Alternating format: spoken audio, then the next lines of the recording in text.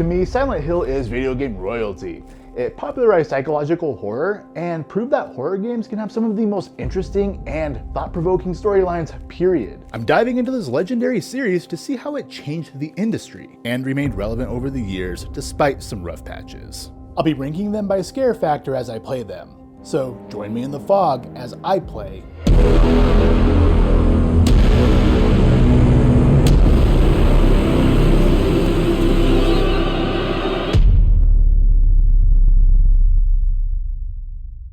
Konami watched from the sidelines as Capcom developed one of the most important games in history with its release of Resident Evil. It may not have invented survival horror, but more importantly, it coined the phrase, and it did better than anything before it. The corpos over at Konami saw dollar signs, so they handpicked a small development team that would later become known as Team Silent. Now you'd think that they would assign experienced members to this project if they wanted to compete with Resident Evil. Instead, they plucked outcasts from failing projects and put them on this upstart project with very little direction. It was a bold strategy and one many would think is doomed to fail. But we already know how it works out for them. The success of Silent Hill is in spite of Konami, and only happened because of a small group of talented artists. They assigned Keiichiro Toyama as director, who had only been in the video game industry for a couple of years at this point and had absolutely no experience in direction. Toyama himself approached leadership, asking what the hell they are thinking appointing him as director. Konami simply wanted a cinematic horror game that would sell well in the West, and they told Toyama to figure it out while they sipped on sake and sniffed their own farts. The suits neglected the project, leaving Team Silent to their own devices, which ultimately let this small group of individuals Konami had basically given up on to flourish and take this game in a very weird direction. My daughter. I've got to find her. This scene early on sets up your entire mission in the game. After a car wreck, Harry Mason wakes up to find his young daughter Cheryl is missing. He does this weird-ass walk into the foggy town nearby, and we quickly discover the type of game Silent Hill is going to be. You follow an alleyway that gets increasingly dark and claustrophobic. At the same time, the soundscape becomes a cacophony of anxiety-inducing noises. This goes on until you reach a dead end and find the alley is slicked in blood, and brutalized bodies are dangling all around you. Then suddenly you're getting attacked by fucking children with knives. There's immediate panic because you're defenseless, caught in a narrow, low-light environment, and that goddamn music is relentlessly poking away at your anxiety while you frantically search for a way out. Then, you die. Was it all a dream? Maybe, and probably it was. But the ambiguity of this game is part of what makes it so great. It's been dissected endlessly by the community looking for any symbolism or any little bits of information that they can theorize over. Where Resident Evil is more straightforward in presentation, Silent Hill is subtle and artful in how it wants us to feel. Heavy, mature, nuanced themes experienced by a regular Joe character were an outlier in video games at the time. Harry is just a normal dude who, alongside us as the player, is unraveling the mystery of this town while searching for his daughter. You're not a badass hero bashing and shooting their way through Silent Hill. Unless you're me though, who reduced the population of this quaint little shithole by 189 monsters. The action was never a core focus. Enemies are placed as an obstacle and will occasionally respawn if killed in certain areas. Each encounter puts you on edge when your radio emits a static when a monster gets closer. You then have to weigh whether or not it's worth facing. There have been plenty of times playing this game where that static will kick in and it immediately puts me into fight or flight mode. More often than not, I actually elect to run from them, which calms my nerves because Harry has this funny little poopy pants run that he does that makes me laugh. Akira Yamaoka deserves a ton of praise for his work in this game and in the franchise in general. Sound plays a major role in horror media, and it makes Silent Hill feel so unnerving. Sometimes it's difficult to discern whether the industrial effects are part of the music or sounds coming from the environment. Is there something waiting up ahead? Or is that part of the soundtrack? The only way to find out is to keep moving. Then on the opposite end, the absence of sound is utilized extraordinarily well. All you hear is the wind and your footsteps, and despite that sounding peaceful, It's anything but that. It provides a greater sense of eeriness because we know something awaits in the fog. But the worst moments happen when a distant siren begins to wail, because that marks the transition into a grimy, rusty, industrial hellhole. You will soon yearn for the fog once it's replaced by an oppressive darkness. The way that the game manipulates your senses, by limiting sight, deceiving your ears, and staying so mysterious throughout the game, gave me a strong sense of unease throughout my playtime. I can't say it personally scared me, but it is an unsettling game for sure. This is the first game I'm covering, so it has nowhere else to go but in the top spot. When I was doing research for the background of this game, I was reading through the fan wiki, and whoever wrote the bit about the graphics was feeling extra sassy that day. I can't tell if they are shit-talking the graphics, or just being frank about how they look nowadays. My boy Harry Mason do be looking a little bit like Sloth from the Goonies here though, but I kind of agree with what they have to say. The game, even for its time, doesn't look good. Cinematics excluded, which actually look insane for 1999. But everything Team Silent did here, whether it was by accident or by design, lent itself to increasing the game's uneasy vibe.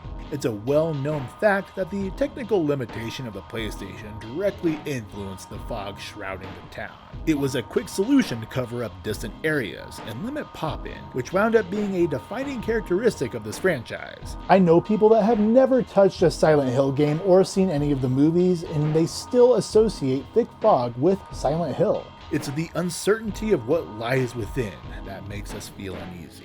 So covering this supernatural town in fog became a masterful way to mask some technical issues, while more importantly reinforcing that this town is unnatural, unpredictable, and ambiguous.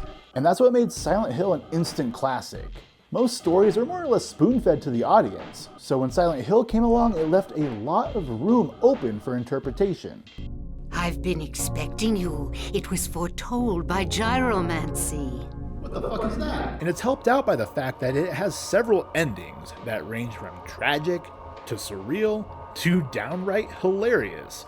It marked a shift in how developers approach horror games. This medium being interactive gives smart developers a chance to make horror games something far more terrifying. Konami lucked into a surprise hit that immediately put its stamp on the industry, which means they fast-tracked a sequel. But before that, Silent Hill went portable. The play novel came out about 6 months before Silent Hill 2. It was released exclusively in Japan as a Game Boy Advance launch title, and it basically just retells the first story in a visual novel format. It naturally uses stills and low frame rate animations from the original, and it includes branching paths to get multiple endings. To give fans of the first game a reason to play it, it includes a scenario that features Sybil, the cop Harry runs into inside of the diner. It shed some light on what she was up to while Harry did his own thing. Interestingly, they made a DLC that features a third character named Andy. But since it couldn't be stored on the cartridge, you had to download it using a cell phone, and once the game is shut off, all data for it is wiped. So it's effectively lost media at this point. As for the game itself, if you like visual novels and Silent Hill, it's worth checking out. There are fan translations out there that can be easily accessed. It's definitely no replacement for the first game though. And as far as scare factor, it's pretty much non-existent. It ranks far below the original game. I guess it was an attempt to get Silent Hill on other platforms for people that didn't own a PlayStation, but it didn't take off, and it's the only Game Boy game in this franchise. Luckily, something special was right around the corner. I'm gonna make a bold claim. I think Silent Hill 2 is the best horror story ever told. I'm not talking just video games, I'm talking across all mediums. Games have an advantage over film and literature, which is giving agency to the player. This allows us to explore, unravel, and participate in the deeply personal story of James Sunderland and all the horrors he is forced to face. The first game did a great job of making us interested in the town of Silent Hill by using Harry as a vehicle to discover the mysteries of the eponymous town. For the second game, Team Silent went in an entirely different direction, which was actually a disappointment for many.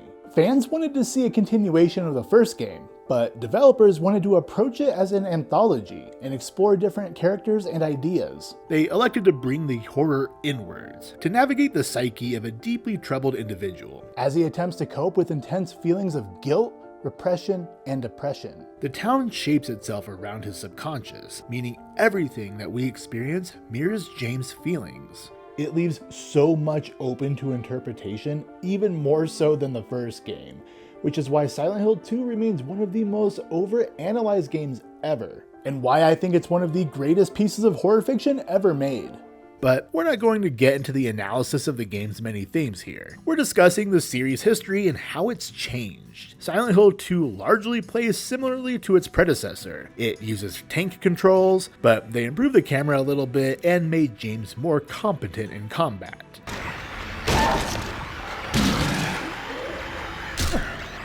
Targeting enemies got a whole lot easier, and commands are just more responsive. One thing Silent Hill 2 does that I really enjoy is the puzzle difficulty level. The first game's puzzles would change depending on the overall difficulty chosen. In this one, however, maybe you want to put the survival in survival horror, but you don't want the difficult puzzles because you're a little slow up top like me.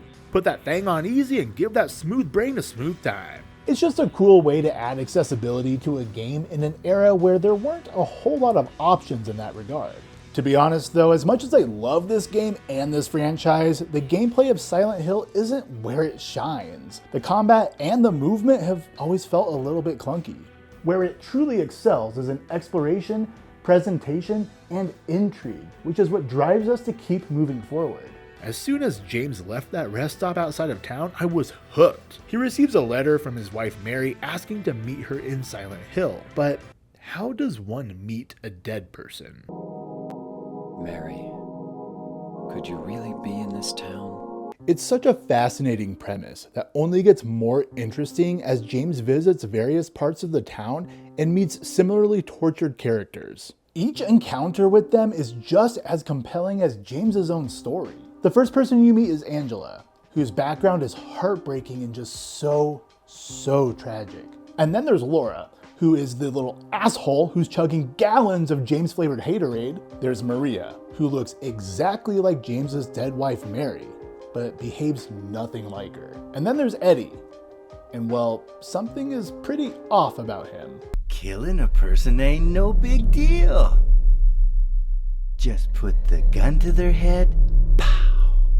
Many people believe the voice acting to be bad in the early games, and it certainly seems that way in a conventional sense, but the developers claim they did this on purpose to give the games an uncanny feeling. One of its biggest inspirations is Twin Peaks, and you'll see some of that same disjointed, odd vocal patterns in that show as well. The almost emotional numbness displayed in each character's delivery adds to the overall dreamlike atmosphere this franchise is aiming for. It's masterful in every single way it delivers its narrative.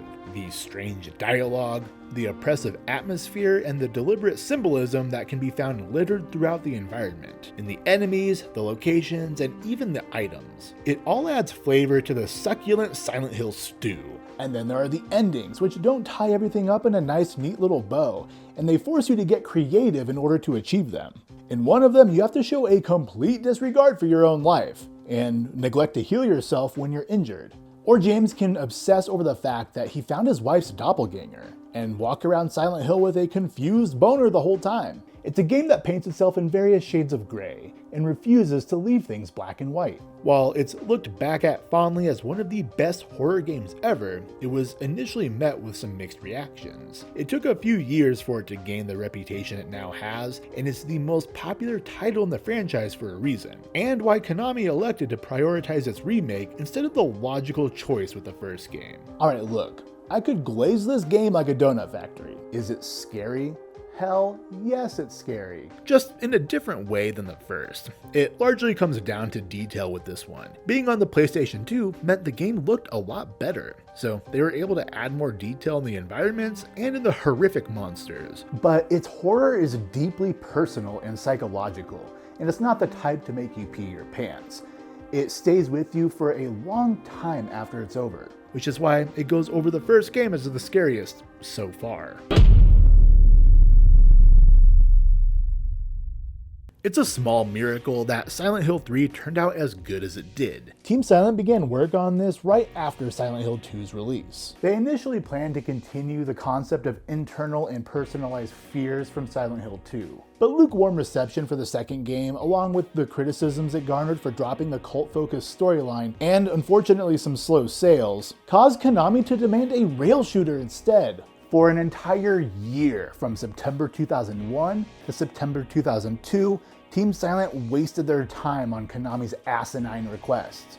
Eventually, the rail shooter plan got scrapped, thank God, and they pivoted into a direct sequel to the first Silent Hill, hoping to bring those fans back into the mix.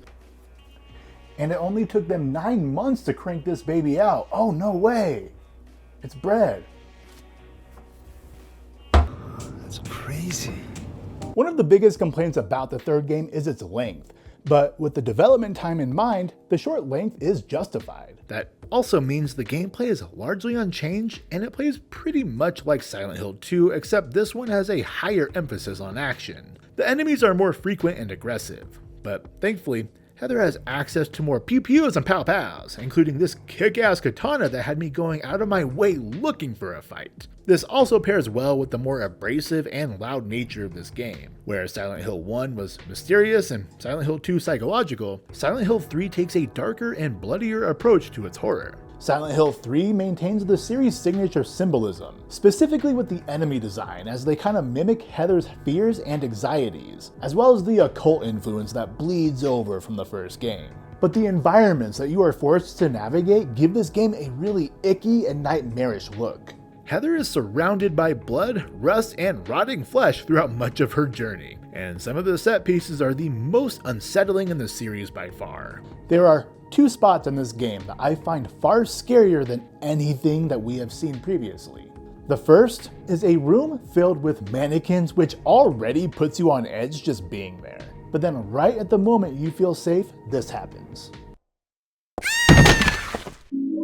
When you're playing this late at night, lights off, headphones on, this moment will make your heart skip a beat. Then of course, probably the most infamous moment in this game comes here.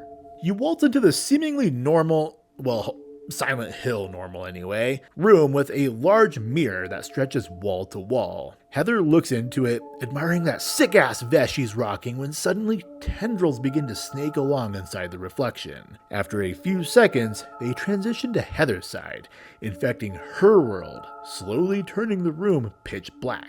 The worst part though is you can't leave. The door locks behind you, and you're forced to endure as the room becomes a sickening mess. Heather's reflection freezes in the mirror as she herself is overwhelmed by the tendrils. At this point, your health will start to drain, but now the door unlocks and you race to escape the nightmare. Whenever I think of the series' scariest moments, that's the first one that comes to mind, and it perfectly encapsulates how Silent Hill uses fear effectively. There are hardly any jump scares, just uncomfortable moments that make the hair on the back of your neck stand straight up. Which is why the third game beats out the second for me when it comes down to scariness. Silent Hill 3 uses dread and a lack of control to hammer home why Heather's journey is so frightening. She's being pulled into the situation by outside forces and has to fight her way through it as best she can. Team Silent knocked it out of the park considering the challenges they face with Konami, but some were beginning to tire of the formula, which is why a portion of Team Silent split off to work on something a little different. Silent Hill 4: The Room begs one question. What happens if you turn a safe zone into a nightmare? The game begins with Harry Townsend trapped in his own apartment. In a drastic change from the previous games, it puts us into first-person perspective. This is done to connect the player to Henry's space in his own claustrophobic point of view. At first, it's unsettling. The front door is chained from the inside. Henry is unable to communicate with anyone outside. He's stuck viewing the outside world from the windows or holes of his apartment. After a while, it begins to feel like home. You can only save the game from this room, You also have a storage box, much like Resident Evil, where you stash items you can't carry in your limited inventory, the first time in the series. Upon returning to the room, it will heal Henry if he sustains any damage outside of it, allowing you to save health items for dire circumstances. It also serves as a way to advance the plot, as notes are shoved under the door and specific events take place directly here in Henry's warm and welcoming abode. But then, the developers do this. At a certain point in the game, after getting some vital background information on room 302, inevitably Henry goes back home. But this time, he realizes he needs to call maintenance because his ceiling fan has fallen down and now the air in his apartment is stale and oppressive. But since he can't talk to anybody outside of his apartment, he just has to deal with it, and that shit kinda sucks. Shortly after that though, any number of haunts can start and the room never feels safe again. The room turning hostile is such a great way to yank the rug out from under us and change the rules of the game to impact our sense of security. The room no longer heals you. It's actively trying to harm you. I did not hit her. It's not true. It's bullshit. I did not hit her. I did not. Oh, hi, Henry. And it's not like you can avoid it either, because you have to go back to either save the game, access your storage box, or advance the plot. Thankfully, there are ways to deal with them if you feel so inclined. And whether or not you deal with the ghosts, it impacts the ending, so you better go home and bust on those ghosts ASAP. Outside of his apartment, another sudden change occurs, and this is one where a lot of people sour on the game. Henry finds his neighbor Eileen, who is hurt and desperately in need of help. She becomes a companion, and her safety is now our concern. If you let her get too damaged, then expect that ending to change. It's a massive shift in how you play this game, and while the hauntings are pretty much universally praised, it's the game turning into an escort mission while simultaneously exploring already familiar levels that really drag the second half down. The combat is already kind of wonky, so adding that extra layer to it just makes it a chore. And you can't just run off either, because she can't always keep up. She'll get left behind, she'll get stuck in spots, she won't always attack enemies even when she's armed, and she's just kind of a nuisance a lot of the time. Luckily though, she doesn't die, so she will not force a game over, Ashley! Thankfully, I am here to tell you it is all worth it, because Silent Hill 4's story is captivating to watch unfold. While looking for a way to open his apartment back up, Henry stumbles upon a horrifying serial killer that is responsible for everything they are experiencing. He may not be as iconic or recognizable as some other monsters in Silent Hill, but he is without a doubt the scariest antagonist the series has to offer. This, alongside the ghosts and haunts, are enough to land this firmly in the second place spot. Upon its release, many fans weren't pleased with the fourth game. Its departure from the formula proved divisive, and with it not taking place in Silent Hill, many fans thought it was never meant to be part of the franchise to begin with. That turned out to be false, and as time has gone by, people have warmed up to Silent Hill 4. It tried to do something different, and I can really appreciate the game for that. Fact is, by 2004, the survival horror genre needed a shakeup. Team Silent was already hard at work on Silent Hill 5, and their intent was to create their darkest narrative yet. It was going to tell the story of a deeply damaged character who gets summoned to Silent Hill when the town is still relatively normal. But as you progress through the story, it begins to deteriorate. Unfortunately, the series was about to experience something similar, because Konami stopped development in 2005 and disbanded Team Silent.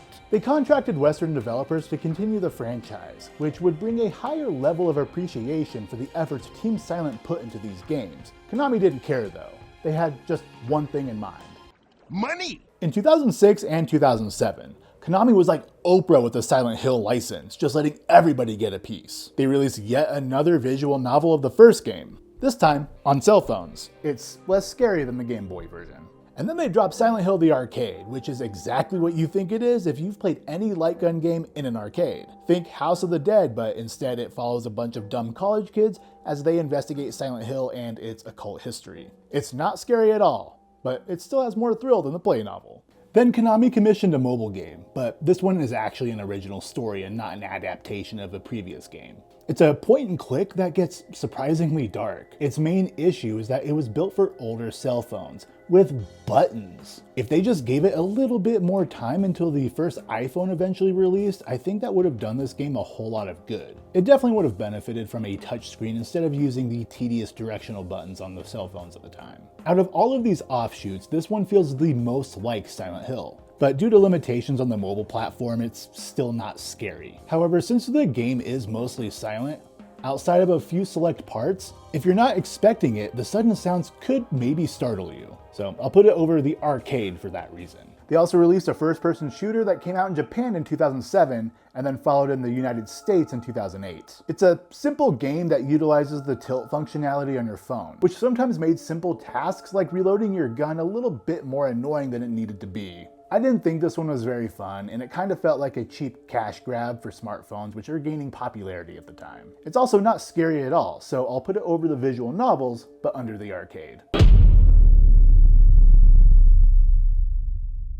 This is the final release of the onslaught of Silent Hill games that came out in 2007. But this is the first full game developed outside of Japan by Climax Studios. What the fuck was that? You're coming. Not to this, I'm not. Anyways, I only ever dabbled in the Team Silent games before I started this video. So I actually dreaded getting into this era because so many fans shun anything after The Room. To my surprise, the game is actually pretty decent. It looks and feels like a Silent Hill game, for better or worse. It still keeps the fixed camera angle, which in certain parts was kind of annoying. Combat also feels clunky, but that's not any different than the previous games. My biggest issue with this game was how unresponsive it was to button commands. It was initially developed for the PSP and then eventually ported over to the PS2, which is the version that I played, and apparently it's the inferior version, so I don't know if it's just a problem specifically with this one. But there were several times I'd hit a button and it didn't register, or it would take a second or two before actually responding. That becomes an aggravation, especially in combat, but my boy Travis Grady makes up for it with his determination to step into Silent Hill delivering mad haymakers, boy! There's a heavier emphasis on combat as an option in Origins, which gave us a wider array of weapons to use. You have guns, of course, but the ridiculous amount of melee weapons is what stands out, even if many of them break easily. At some point during development, this game switched from Climax's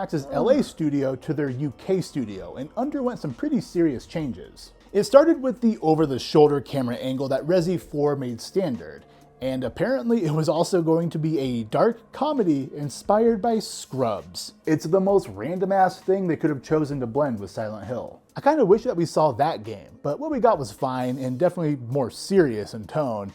Where they really went wrong was making this an origin story. It just feels like fan service that fell flat. Whenever characters from the first game popped up, I don't feel like they added very much. I was far more interested in Travis and his story, which took a backseat to the culty stuff. And without spoiling anything, they also changed how certain characters behave, that is counter to what we see in the first game. Its narrative does nothing for me because it attempts to explain things that we don't necessarily need explained. Regardless of that, it's still a fine Silent Hill game, but one that is not very scary. The only times I got somewhat startled were when they decided to place an enemy right outside the door, which they love to do, by the way.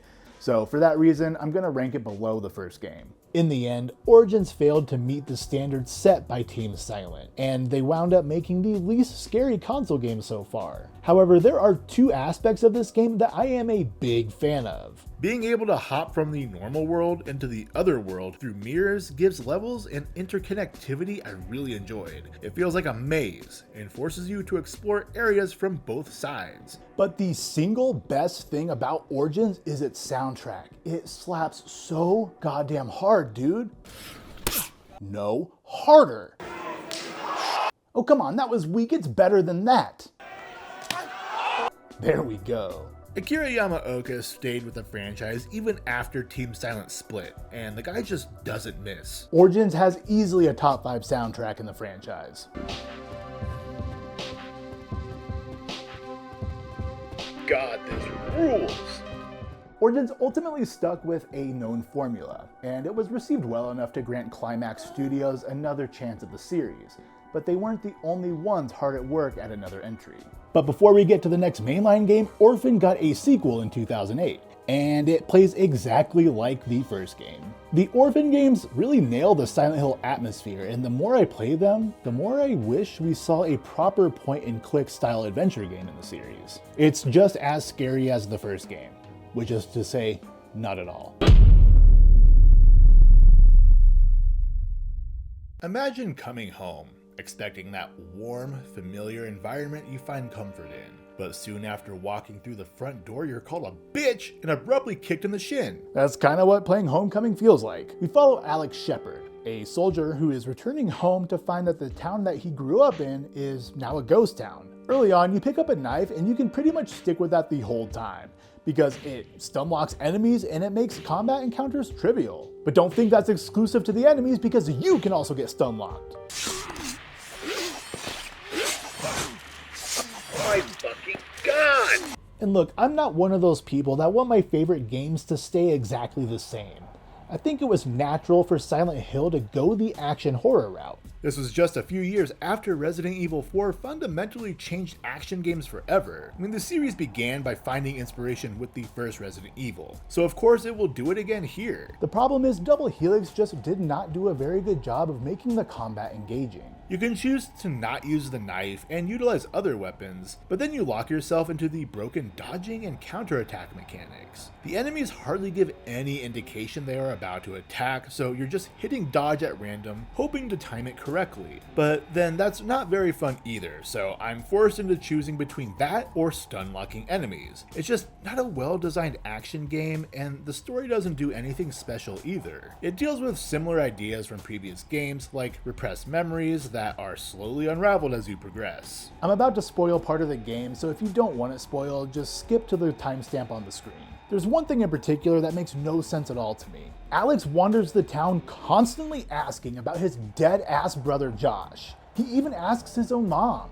And they all know he's dead, so why doesn't anybody speak up? I mean, what the Silent Hell? Homecoming also ties in with the cult, which we've already seen a bunch of times, and it's not written in a way where it adds anything particularly interesting. Alex is also a bland nothing burger of a character. He's so unbelievably boring that I had forgotten his name by the time I started writing this script, and I had to look him up a couple of times to remind myself.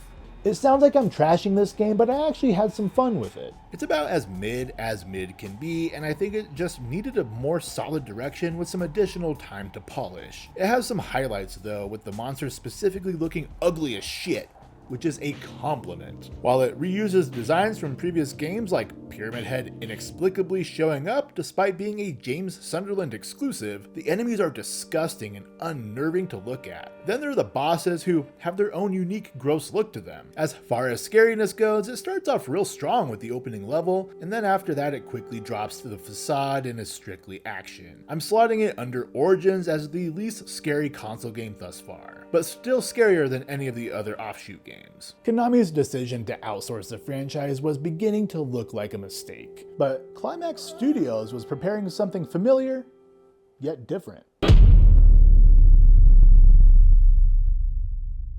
The Nintendo Wii presented a unique way to approach Silent Hill. Its motion controls, paired with its massive audience, gave the developer a chance to give existing fans something different while luring in some fresh blood. Full stop, Shattered Memories is my personal favorite from this era of Silent Hill games. That's in large part because it does something different than Origins and Homecoming did. After Climax finished Origins, they went back to work with two different ideas in mind. The first was a spin-off Silent Hill, taking place in the neighboring town of Brams. The protagonist was going to be a detective with amnesia looking for their partner. The primary portions of the game would be cut with conversations with a psychiatrist. Konami told them to shove it up their ass though, which led to their second idea getting shuttered as well. Silent Hill Cold Heart was going to follow a 19-year-old woman, with an emphasis on melee combat and survival in the freezing cold. Fearing Konami would turn that idea down too, they reworked it into a reimagining of the first game to honor its 10-year anniversary.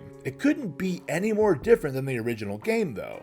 You still control Harry Mason while he searches for his daughter, but the returning characters and the town of Silent Hill feel unique to this game. In an attempt to appeal to the filthy casuals on the Wii, they stripped Harry of any weapons, instead arming him with just a flashlight and a cell phone. Most of the game is spent exploring the world using the Wii's motion controls to fully immerse you in navigating it. solving puzzles, and uncovering memories from the past. It is a bit of a walking simulator in that regard, since none of these areas have any enemies to be concerned about, and it's centered entirely on exploration.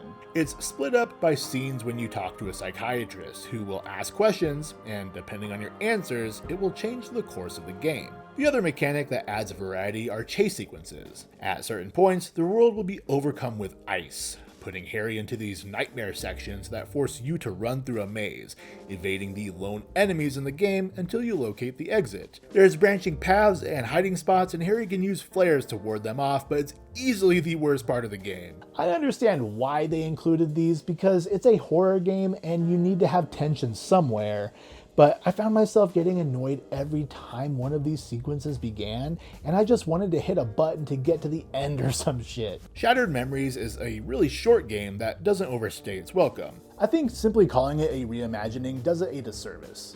It obviously reuses some stuff from the first game, but it feels fresh, and it has a reveal at the end that is genuinely surprising. I wish Konami allowed Climax full creative freedom, because the ideas they had for Brams and Cold Heart had a lot of potential. We get to see those implemented in Shattered Memories, and it resulted in what I consider easily the best Silent Hill game since The Room. I also didn't find this one very scary, but it has its moments, so I'm putting it under Origins and above Homecoming. Unfortunately, Climax did not get another shot at the series, and it was about to hit its lowest point yet. But before it did, the Orphan games became a trilogy. It more or less plays like its predecessors, and I think they could have done a lot more to change this one up, since smartphones were a lot more popular when this came out. But it maintains the same style of gameplay as the first two, as well as the scare factor, so I'm just gonna kind of bunch them together in this ranking. It's still a pretty decent little game, and I wish I could say that for this next one.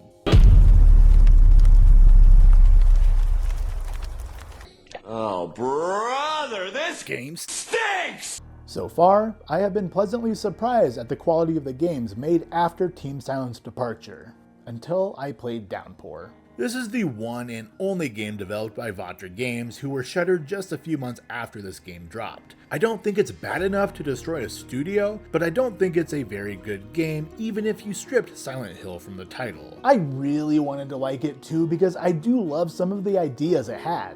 As the title implies, rain plays a heavy role in the game, often signifying incoming enemies that you can avoid by taking shelter. And Peaky Blinders sounding ass Murphy Pendleton's backstory ties into the water theme, so there's plenty of symbolism to be found throughout the game. It uses a semi-open world that you can explore, and you can interact with the environment and participate in side quests, which I would argue are the best parts of this game. Unfortunately, that's where any positives I have to say end. The rest of the game is such a mess, it soured any enjoyment I initially had with it. The combat is just straight up offensive. It's so unbelievably bad that I would intentionally try to avoid encounters, which I suppose you could argue is something they want you to do because it is a survival horror game. But their enemy designs are nearly as bad as the combat, so I want to beat their ass and make them wish they'd never been born. In a series that has constantly had terrifying, iconic, and grotesque monsters, you just cannot come to the table with the most generic humanoid things I have ever seen.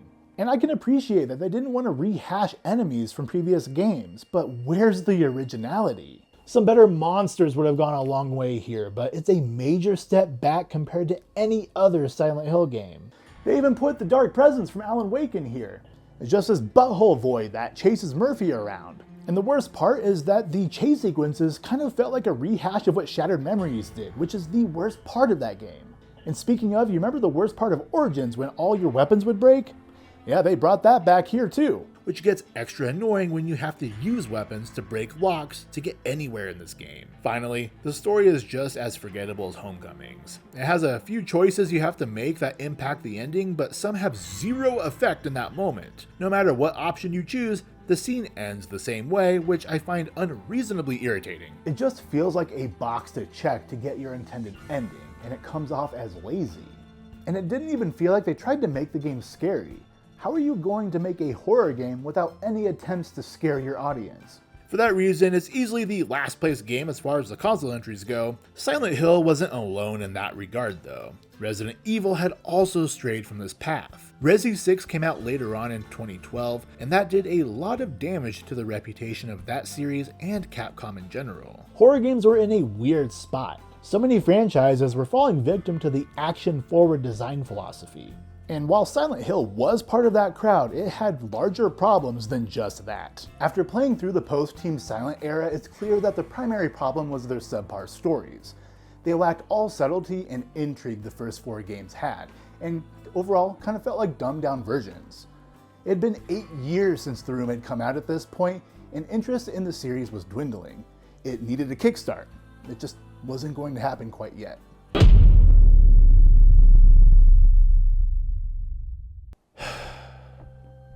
I don't even know why this game even exists. Book of Memories is a dungeon crawler released exclusively for the PS Vita, and it barely has anything to do with Silent Hill.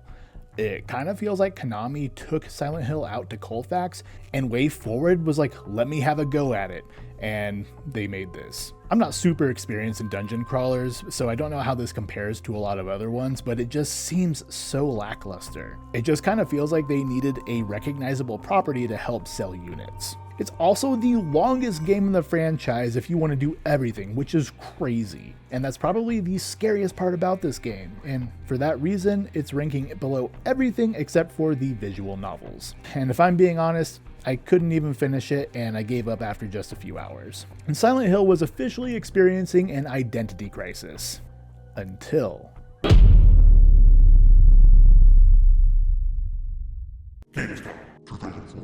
PlayStation debuted a short trailer. It contained vague language and reaction shots of terrified players. This naturally stirred up interest, and players downloaded this mysterious demo. Due to it having very little direction and randomized encounters, it quickly built up a community of players working together to figure it all out. Eventually, every puzzle was solved, and as you walk through that door one last time, a trailer plays revealing Hideo Kojima, Guillermo del Toro, Junji Ito, and Norman Reedus were developing a reboot called Silent Hills. People were as excited as Harry Mason was bewildered. What's this? By 2014, Silent Hill had lost everything that made it special. No game after Team Silent's departure had lived up to expectations. So when they revealed a Kojima-led Silent Hill game, fans had reason to celebrate. PT served as a way to announce the reboot, as well as introduce us to a level of fuck-shittery that Kojima was going to assault us with. Finally, psychological horror is back. Silent Hill was going back to its roots, and if this demo is the foundation, that means the full game was going to be unbelievable, right? We are never going to get this game, because Kojima and Konami split up the following year. This resulted in the unfortunate cancellation of Silent Hills, the delisting of PT from the PlayStation Store, which is such a dick move by the way, and this ultimately killed the series as Konami ceased production on all major franchises. Outside of pachinko machines though, This demo is the biggest what if in video game history. PT contained an interesting yet simple concept that kept me on edge with well-executed scares. Since Resident Evil 4's release in 2005, a lot of horror games were prioritizing action. So when PT came out, it kind of shifted the needle back towards psychological. PT had a profound impact on the horror genre, with so many games trying to replicate its magic. PT's sound design and unpredictability is what elevated this demo into becoming one of the scariest horror games ever made. That means it knocks everything else down the totem pole to take the top spot. Now, with that being said, I think the cancellation of Silent Hills placed PT on a pedestal. It's a fun and unique experience that I really wish we got to see come to fruition in a full game. But I don't know how Silent Hills could have lived up to the expectations people had after PT. What works in the demo likely just was not going to work in a full game. And whether you love him or hate him, Kojima has a proven track record with interesting ideas in game design. I have no doubt in my mind that Silent Hills could have been at least on par with Team Silent's work. But thanks to Konami, we will never see that game. And with its cancellation, Silent Hill was officially dead. Until October 2022. After months of rumors, Konami formally announced a livestream to detail the future of Silent Hill. They didn't just announce one or two things though. They slapped their meat on the table and laid out a laundry list of new entries. Konami? More like, come on. They announced 4 new games, a new movie, and new merchandise to celebrate the return of one of their flagship franchises. But could they be trusted to do right by this cherished series? Blood. I need yours. What? for protection. From them. Please, just a little. A drop. And I'll help you. What the fuck is this? Ascension was initially marketed as a game, but it's really not, so I was debating on whether or not to cover it. Since it marks the return of Silent Hill, I thought I would include it anyway. This is probably the worst Silent Hill related thing out there, but I haven't seen Revelations, so let me know in the comments which is worse. It was an interactive series where the audience could impact the dumbass story in real time. They even loaded it with microtransactions in case you just wanted to throw your money away. Things were not looking good because this was not a promising start. Thankfully, 2024 was going to turn that around. A year and 3 months after Konami announced the return of Silent Hill, they released an actual game. For free!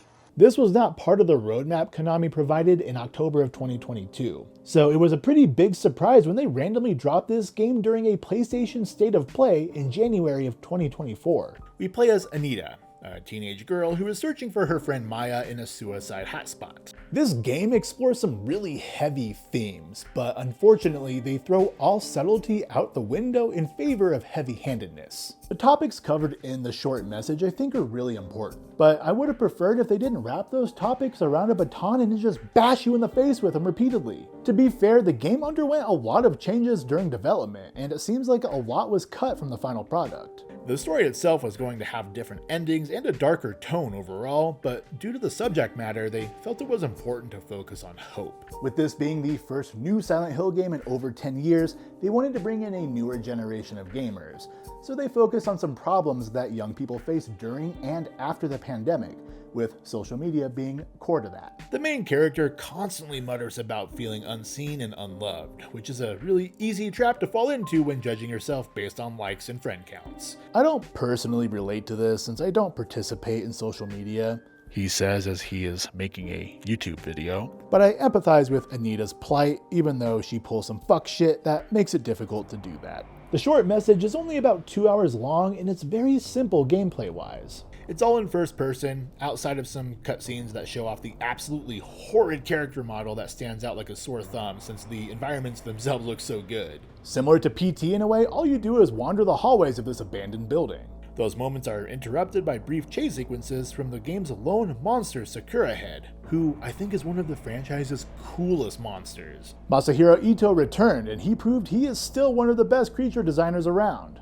Sakura Head is both beautiful and creepy as hell. It's a shame we hardly ever see it since you're meant to have your back turned to it most of the time.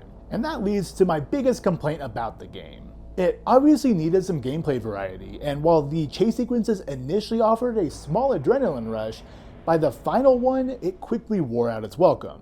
I wish that final sequence would have switched it up a little bit. They could have made it a stalker sequence where Anita has to hide from the monster while she searches for the photos.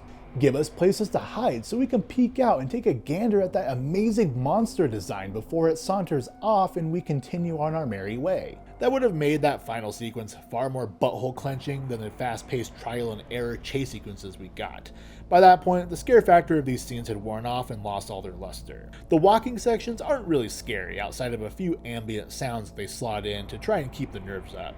For these reasons, it goes in between Silent Hill 1 and Origins. I can't complain too much about this game though because it was released for free and it channeled more or less what Silent Hill is all about. It had a fantastic and creepy environment, a really cool monster, it explored some heavy themes even if it was in your face about it, and more importantly, it was the first Silent Hill game released in 10 years. It served as a small taste, as fans eagerly anticipated the remake of an icon.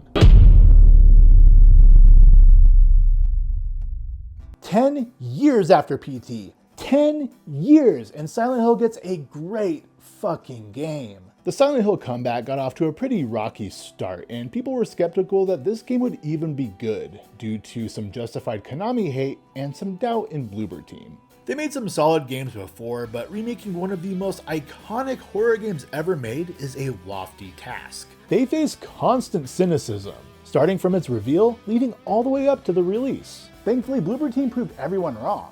They took the Capcom approach with their Resident Evil remakes and modernized things while also keeping a lot of the core elements intact. I prefer when remakes do something different, so that way the remake and the original can stand side by side as two unique experiences. And the Silent Hill 2 remake did a whole lot more than recreate the original. They updated the combat, which is probably the biggest thing the remake needed to overhaul. I mentioned early on that Silent Hill combat has always been wonky, so even though this remake doesn't have incredible combat, it's perfectly serviceable and is the best this series has to offer. Just listen to James put in that effort when he bashes that nurse. what they really needed to nail was the overall atmosphere, and they killed it. One of the key elements that I think make these games so tense is hearing that static kick in when an enemy gets close. This time, the static comes directly out of the DualSense controller, ensuring that every single time it happens, my undies get a little bit more brown. It maintains the creepy sounds and has you questioning if it's part of the soundtrack or something moving up ahead. And of course, a major part of what makes this game's atmosphere so good is how it looks. From the dense fog layer smothering the town to the oppressive darkness that comes in the other world, everything looks properly run down and dilapidated, giving this game a certain layer of grime. Yeah, I'm not sticking my hand in that. Is that Shrek jizz? As far as some of the differences go, one of the biggest changes is the voice work. In a stark contrast to the original, the remake has some incredible voice acting. James sounds like a man who is depressed and struggling. Angela sounds numb, as someone whose life has been absolutely miserable. Eddie sounds self-loathing as he spirals into darkness. As for Maria, overall she was great, but one of my favorite parts of the original is her reading the letter at the end. And it just didn't really land for me in the remake. The original had me on the verge of tears, but this one didn't carry as much emotional weight. Which is a shame because the actors did a phenomenal job throughout. My biggest gripe with the remake is its length. It took me 18 hours and 42 minutes to finish it the first time around, whereas the original took me about 9 hours. The remake just tends to bloat areas to make them longer. For me personally, I prefer when horror games are on the shorter side. By the time you get to the end, you've kind of seen everything it has to offer, so then the scares become expected. But even with this game being a bit longer than it needed to be, it is pretty goddamn terrifying. It outclasses the original easily in that way, with the prison in particular being pure nightmare fuel. But even though it's legitimately scary, it still doesn't hold a candle to PT. Ultimately, Bloober Team developed a kick-ass remake that more or less captures the soul of the original and makes this incredible story accessible to modern audiences. I mean, you can tell this game was made by fans of the source material, because not only did they remain faithful to the original, but they included a confirmation of the loop theory, a long discussed theory claiming the dead bodies James encounters are all previous versions of him. He dies, and then comes back and repeats that until he can reach one of the various endings. This was confirmed by an astute Redditor who solved a riddle using the photos found in the game. Either way, I cannot glaze this game enough. It's an essential title for any horror fan. I'm happy to see that their incredible work earned Bloober Team the opportunity to remake the first game. That one needed the remake treatment more than two, and it's going to be fascinating seeing that old relic come back to life. But in the meantime, the first full-fledged original game in over a decade is here. I've only put a couple of hours into Silent Hill F, and so far I am really enjoying it. It feels uniquely different than the other games, while also still feeling like a Silent Hill game.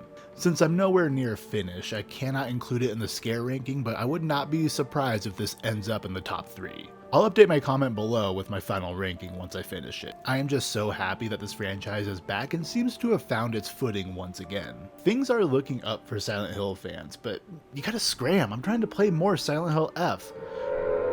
No, please, not again. In my restless dreams, you subscribed to me. King Deschain. You promised me you'd watch another one of my videos someday, but you never did. Well, click on the recommendation for more videos. Waiting for you to come and watch them.